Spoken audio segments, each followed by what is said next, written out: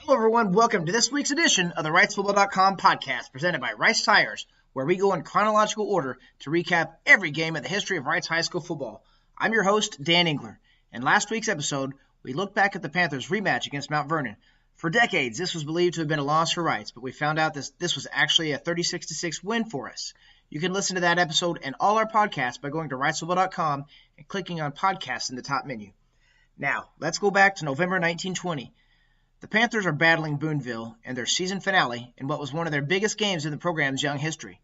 From the November 5th, 1920 Evansville Journal, quote, Francis Joseph Reitz High School's football fighters will make their bow to the gridiron public of Evansville at Bosse Field at 2:30 p.m. Saturday when Boonville's football 11 plays in Evansville, end quote.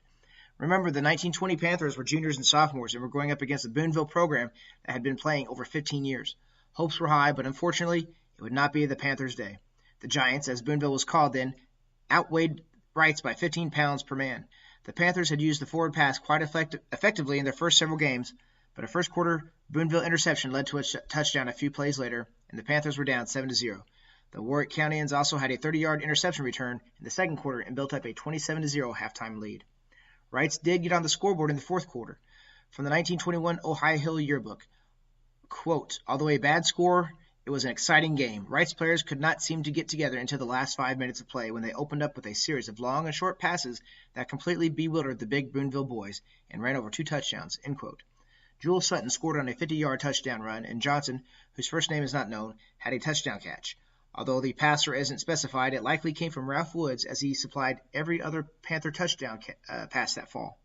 At the referee's final whistle, it was Boonville standing tall, 49-13. The Giants improved to 3-1, while the Panthers finished 2-2.